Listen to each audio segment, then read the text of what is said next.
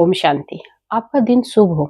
आप जो भी कर्म करें अच्छे से करें और अच्छा कर्म हमेशा आपका अच्छा प्रारब्ध बनाएगा और आपका भविष्य हमेशा सुखमय बना रहेगा और यही मेरी शुभ भावना और शुभकामना है।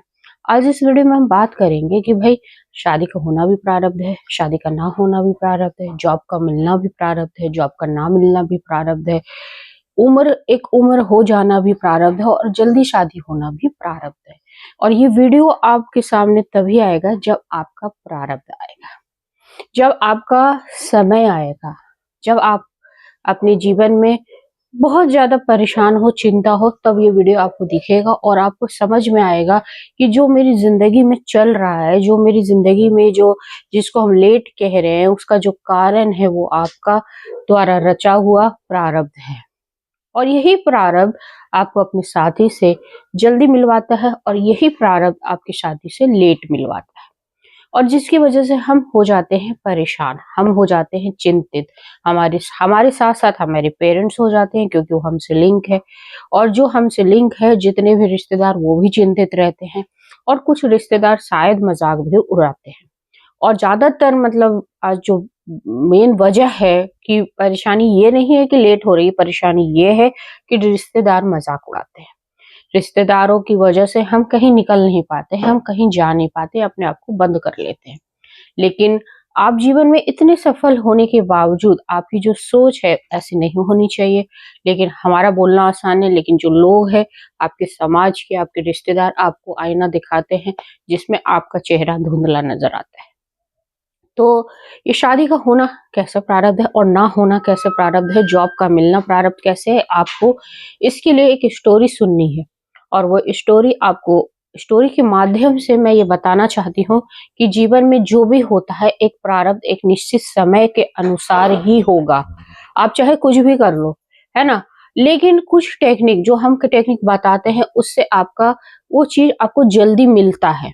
ठीक है, आप जैसे कि कुछ लोगों की शादी जल्दी हो जाती है, तो फिर क्या जल्दी प्रारब्ध आता है? नहीं, वो आप जब ईश्वर का नाम, ईश्वर का हाथ पकड़ते हो तो वो चीज आपके पास जल्दी आ जाता है।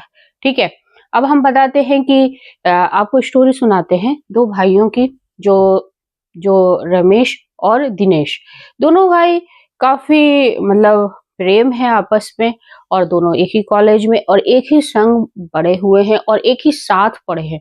ठीक है, और उस समय एक लड़की से जब उनको प्यार होता है तो बड़े भाई को होता है, रमेश जी को, लेकिन उनकी माँ चाहती है कि उनकी शादी उनकी पसंद से हो।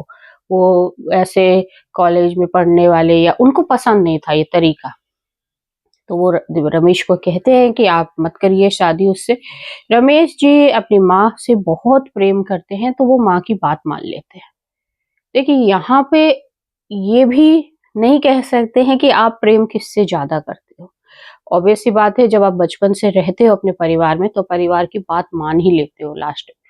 तो जब वो प्रेम के आगे भाई बेबस होते हैं तो वो अपनी माँ की पसंद की शादी करते हैं। लेकिन 2-3 महीने के बाद जिससे वो प्रेम करते थे उनसे उनका छोटा भाई बताता है कि वो उनसे शादी करना चाहता है। तो ये क्या था, जो रमेश की शादी नहीं हुई तो ये ना होना उसका प्रारब्ध था भाई। उसका प्रारब्ध किसी और के साथ जुड़ा हुआ था जिससे उसकी शादी हुई। ठीक है, और जो माँ की पसंद थी, लेकिन बाद में उन्हीं का प्रारब्ध था, उसी के साथ उसके अधूरे कर्म थे, इसीलिए उनकी शादी हुई। ये नहीं कि वो माँ के अधूरे कर्म थे, र, रमेश जी के ही अधूरे कर्म थे जिसकी वजह से उनकी शादी हुई। लेकिन जो दिनेश की शादी हुई तो क्या उसके साथ उसका प्रारब्ध कैसे बना था? क्या ये अट्रैक्शन था, सिर्फ आकर्षण था कि भाई बड़े भाई की नहीं हुई तो मैं उसकी फ्रेंड से दोस्ती कर लेता हूँ और फिर ऐसे जो इमोशनल चीजें हो जाती हैं फिर रिश्ते में कन्वर्ट हो जाती? नहीं, ये भी उसका होना भी प्रारब्ध था। उसके कार्मिक रिलेशन में दोनों भाइयों का योगदान था, लेकिन जिसके साथ उसको चुकाना था, जो ऋण बोल सकते हो, वो दिनेश का ज्यादा था। इसीलिए दिनेश उसके साथ शादी करता है। लेकिन इन दोनों भाइयों के बीच में कोई अलगाव नहीं, कोई मनमुटाव नहीं, आज भी दोनों साथ रह रहे हैं। और उनकी वाइफ देखिए, जो रिश्ता था वो भूल चुके हैं, जो अब है वो प्रेजेंट में जी रहे हैं। तो ये सब ऐसे जो बुद्धि को घुमाता है, जिसके साथ होना था उसका साथ नहीं हुआ, जिसके साथ नहीं होना था उसका साथ हो गया और उसी भाई की शादी हो। ऐसे बहुत सारी स्टोरी आपको समाज में मिलेंगे कि 2 भाइयों की शादी 2 घर में हो गई या 2 बहनों की शादी। लेकिन दोनों का प्रारब्ध एक साथ कैसे था? एक साथ कैसे बना हुआ होता है? क्योंकि कहीं न कहीं मैंने क्या बोला, घूम-फिर कर हम उसी समाज में बार-बार जन्म लेते हैं और बार-बार उनके साथ जो अधूरे कर्म होता है ना, वो हम पूरा करते हैं। अभी जन्म लिया इस परिवार में, अगली बार उस परिवार में, रिश्ता बदल गया और फिर लेकिन हमें ऋण चुकाना होता है और इसलिए हमारी शादी आस-पास ही होती रहती है, हमारे रिश्तेदारों में। क्यों नहीं किसी की शादी आप जैसे अभी 2 है, आप इस रिश्ते को छोड़ के किसी और बहुत बड़े उसमें क्यों नहीं हो जाती? अपने ही समाज में क्यों होती है? जैसे कास्टिज़्म है तो एक ही कास्ट में होता रहता है, फिर एक ही कास्ट में होता रहता है, तो फिर आगे बढ़कर क्यों नहीं होता है? उसका रीज़न यही है कि जो कार्मिक रिलेशनशिप है, वो हम एक-दूसरे समाज में ही चुकाते रहते हैं। हमारा ऋण है, हम उसके साथ चुकाएँगे, हमारा ऋण उसके साथ चुकाएँगे और ये प्रारब्ध ही करवाता है। ठीक है?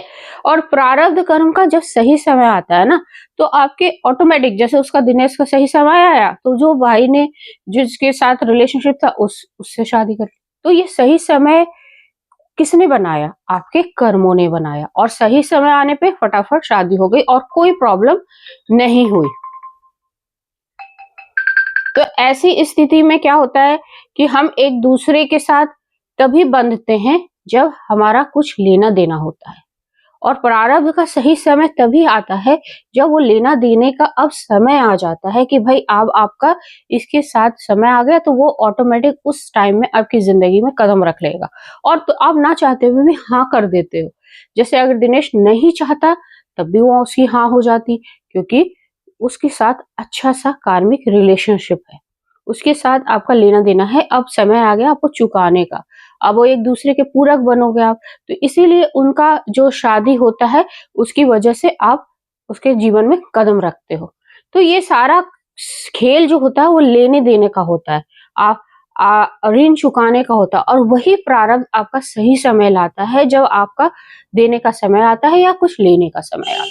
और वो जब लेना देना समाप्त होता है तो कुछ लोगों की रिलेशनशिप भी अलगाव हो जाता है और वो लेना देना होता है, मतलब वो शरीर भी छोड़ देता है। कभी कभी आप देखोगे कि कोई इंसान जल्दी चला जाता है किसी के जीवन से, वो अपना ऋण चुकाया और उसका समय खत्म हुआ और वो चला जाता है।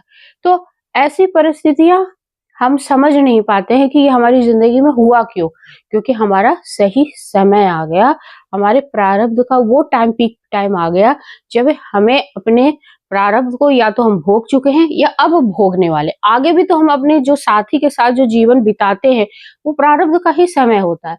हम उसके साथ जो ऋण चुका रहे हैं वो अपने प्रारब्ध को ही चुका रहे हैं, इसीलिए वो सही समय आता है तभी हम अपने सही साथी से मिलते हैं।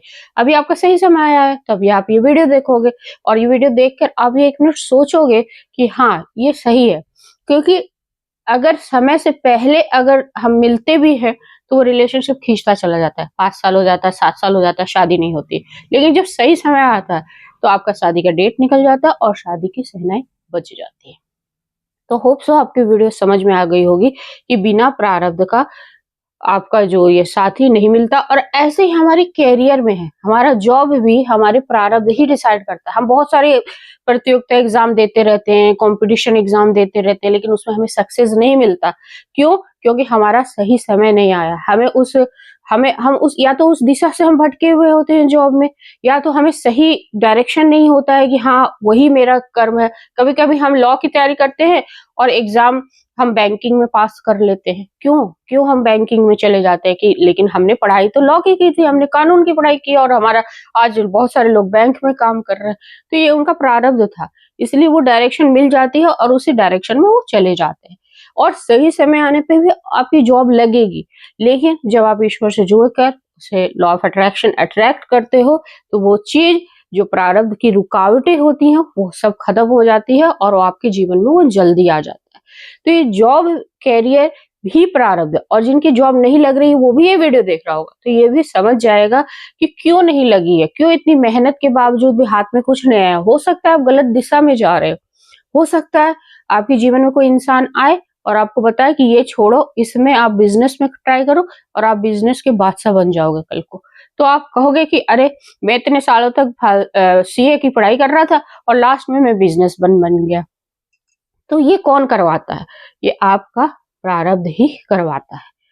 तो प्रारब्ध से ही सही टाइम पे शादी होती है, सही टाइम पे जॉब मिलती है, सही टाइम पे आपकी जो भी कर्म होना है जीवन में, जैसे कि आप जन्म लेते हो किसी परिवार में माता-पिता, वो भी सही समय पे ही आपके प्रारब्ध खत्म होने पे ही मिलता है कि आपका प्रारब्ध के अनुसार आपने अच्छे कर्म किए थे, आपको अच्छे माता-पिता मिले, आपको अच्छा परिवार मिला, आपका भरा-पूरा जहाँ आपको हर चीज़ की मतलब हाथ में मिल रहा है, आपको किसी चीज़ के लिए स्ट्रगल नहीं करना पड़ रहा है।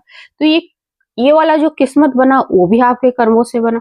और किसी को इतना बड़ा घर तो मिला लेकिन उसमें कोई सुख सुविधा नहीं मिल रही है। आप उसमें भी प्रताड़ित कर रहे हैं, सारे जो रिलेशनशिप है आपके वो आपको दुख दे रहे हैं और उस इतने बड़े घर के रहने के बावजूद आप दुखी हो, तो ये भी आपका प्रारब्ध कर रहा है। तो ये सारे जो चीजें होती हैं, जो 4 जीवन का जो मेन मेन चीज़ है कि आपकी जन्म होना, आपकी शादी होनी, आपकी जॉब लगनी और आपकी मृत्यु, ये सब आपके प्रारब्ध के अनुसार ही आपको सही समय पे, जिसको हम बोलते हैं भाग्य, जिसको हम बोलते हैं किस्मत, वो सही समय पे आपको मिल जाएगा। आप परेशान मत हो। होप सो आपको ये वीडियो अच्छी लगे और आप ये समझे और निराश ना हो। जय हिंद, जय भारत।